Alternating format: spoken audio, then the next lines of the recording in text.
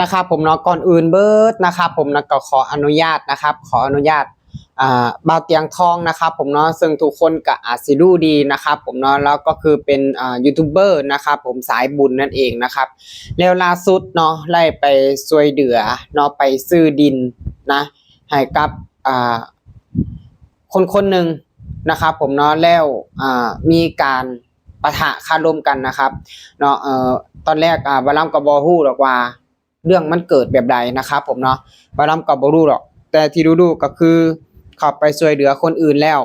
พี่น้องผลที่ได้นะแทนที่จะได้คำขอบคุณกลับเป็นการที่กลางใส่พี่น้องไปเบิ่งน้ำกันครับผมว่าอย่างฉันจังที่อยู่เขาได้ให้เราเอาซะแต่เต็งนี่ตัวคิดว่าเต็งมามีปัญหาบ่ตัวว่าได้ไดตัวลองว่าผมดูตรงๆบ่ตัวว่าเต็งมาจากไม่มาสร้างปัญหาให้ตัวบ่เฮาก็มันก็สิมีอยู่ในปัญหาได้มีปัญหาแบบใดเพราะว่ามันเคลียร์กันแล้วแหละมันก็น้องอยู่ชัยมันสบายใจน้องมันก็ง่ายแต่อันนี้แบบ ต้องการความกดดันนะเต็งบ่ได้กดดันแต่ว่าผู้ใหญ่เพิ่นก็บอกเต็งแบบนั้นตัวสิให้เต็งว่าได้ไดก็แบบนั้นแหละเขาเอิ้นกดดันแล้วเต็งมีชวนได้ชวนเสียยังนำตัวเต็งถามตัวนี้มันก็บ่มีแล้วแหละนี่แต่ว่าน้องก็บ่มีหยังชวนได้ชวนเสียเลยแหละได้ถ้าสมมุติว่าเมียตัวได้ตัวอยู่นี่ตัวก็ได้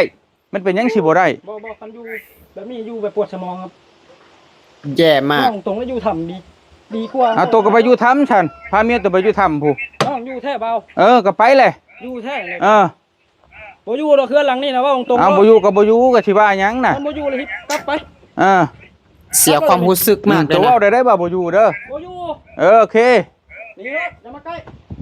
ติงบ่ได้อยากมาใกล้ตัวดอกนะมาก็มาแต่งฉันเอามานี่คุยเรื่องดินนี่แล้ว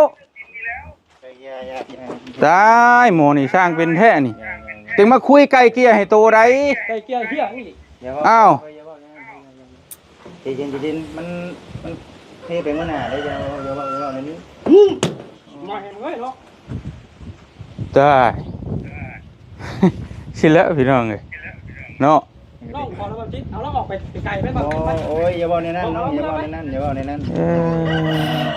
พี่น้องเบิ่งแล้วเขียนกันแบบใดเนาะก็สามารถคอมเมนต์กันเข้ามาได้เนาะนี่แหละเพิ่นว่าเนาะการที่เฮาทำดีการที่เฮาทำบุญเนาะก็บ่แม่นว่าเฮาสิได้ดีเสมอไปการที่เฮาช่วยเหลือคนอื่นนะพี่น้องก็บ่แม่นว่าเฮาสิได้ผลตอบรับที่ดีเสมอไปนะครับผมเนาะบ่าวรำเองก็ขอเป็นกำลังใจให้กับบ่าวเตียงทองเนาะเพราะว่าบ่าวรำเองก็ติดตามเพิ่นมาตั้งโลนนะพี่น้องเนาะ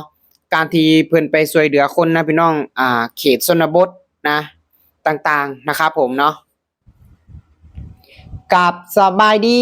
สวัสดีครับสวัสดี FC ทางฝั่งไทยแล้วก็ฝั่งลาวด้วยนะครับผมเนาะวันนี้ก็มาอยู่ในช่องบ่าวลำ Channel เส้นเก่าเส้นเคยนะครับผมฝากพี่ๆนะครับกดไลค์กดแชร์กดติดตามนะครับเพื่อที่จะไม่พลาดคลิปต่อไปนะครับผมนะครับล่าสุดนะครับผมเนาะยูทูบเบอร์ชื่อดังนะครับผมหรือว่าบ่าวเตียงทองนั่นเองนะครับผมเนาะพี่น้องก็คือพี่น้องที่ได้ฮู้ได้เห็นนะครับผมเนาะบางคนก็เป็น FC นะครับเป็น FC บ่าวเตียงทองเนาะก็คือที่เห็นเนาะเราก็เป็นยูทูบเบอร์สายบุญเนาะเราได้ไปช่วยเหลือผู้ที่ทุกข์ยากลำบากกันนะพี่น้องบางคนบ่มีข้าวอยู่ข้าวกินเนาะแล้วก็ซื้อข้าวไปให้เนาะบางคนแบบเฮือนห้างเฮือนเพนะพี่น้องเราก็ไปซ่อมไปแปลงให้เนาะบางคนบ่มีดินบ่มีเฮือนเนาะเราก็ไปซื้อดินเนาะแล้วก็ซื้อดินไปปลูกเฮือนให้เนาะพี่น้องเงินก็ไล่จากที่แบบผู้ใหญ่สนับสนุนแน่หั่นล่ะพี่น้องเนาะนะการที่เราไปช่วยเหลือคนก็ได้นะครับผมเนาะก็คือเหตุการณ์ล่าสุดนี่แหละพี่น้องที่ได้เบิ่งไปมื้อตะกี้นี่แหละก็คือเราได้ไปซื้อดินเนาะซื้อดินให้เขานะครับผมเนาะซื้อดินให้เขาสร้างเฮือนพี่น้องสร้างเฮือนให้เขาอยู่นะครับผมเนาะสุดท้ายก็เขาก็เฮ็ดใส่แบบนี้พี่น้องนะก็บ่ลำอันนี้บ่ลำกับบ่ฮู้นะครับผมเนาะว่าต้นปลายสาเหตุเป็นจังไดนะครับแต่ว่าพฤติกรรมแบบนี้เป็นพฤติกรรมที่แย่มากพี่น้องบ่สมควรที่จะไปช่วยเหลือด้วยนะคนแบบนี้พี่น้องเขาอุตส่าห์เสียสละเวลาพี่น้องไปช่วยเนาะไปเคลียร์ให้เนาะไปซื้อดินมาปลูกเรือนให้นะพี่น้องก็คือเงินจากการสนับสนุนของผู้ใหญ่เนาะที่ว่าอยู่เบื้องหลังหนุนหลังกับเจ้าหั่นน่ะพี่น้องคือการที่เป็นยูทูบเบอร์สายบุญนะพี่น้องต้องมีคนหนุนหลังนะถึงจะรอดนะพี่น้องบ่สร้างกับบ่รอดเพราะว่าหยังอาศัยแต่แบบว่าเงิน YouTube เนาะ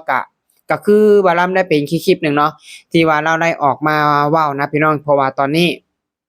ยูทูบเบอร์สายบุญเนาะยูทูบเบอร์สายบุญก็คือเริ่มแบบท้อกันพี่น้องเริ่มบ่อยากเฮ็ดต่อละมันก็มีหลายเหตุหลายปัจจัยนะพี่น้องอันนี้บ่รำกับบ่ขอเว้าเนาะเพราะว่ามันอาจจะเป็นเรื่องของอันนั้นเนาะนะครับผมเนาะแต่ในการที่ว่าไปช่วยเหลือคนนี่พี่น้องนะไปช่วยเหลือคนเนี่ยอันนี้บ่รำกะเห็นดีนะเห็นดีเนาะการไปช่วยเหลือคนแต่ถ้าว่าไปช่วยเหลือคนแบบนี้พี่น้องบ่รำกะบ่ค่อยโอเคปานใดล่ะแล้วก็บ่รำก็เชื่อว่าถ้าเป็นแบบนี้เนาะบ่าวเตียงทองเนาะก็บ่โอเคปานใดเนาะซึ่งบ่รำเองก็เป็น FC ของเราเนาะเพราะว่าบ่รำเองก็ติดตามเรามาหลายปีนะพี่น้องติดตามมาเรามาหลายปีเนาะการที่เราออกไปช่วยเหลือคนแบบเนี้ยการที่เราไปสร้างเรือนพี่น้อง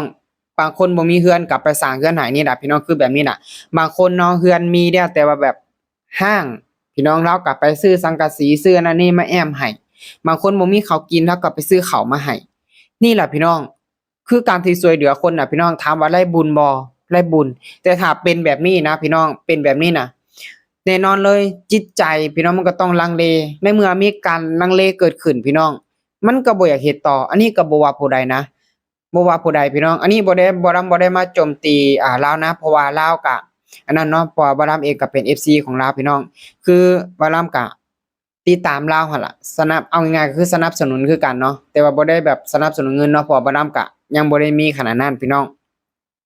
บ่รำก็เห็นดีน่ะในเรื่องของการช่วยเหลือคนแต่ว่าบางทีเนาะ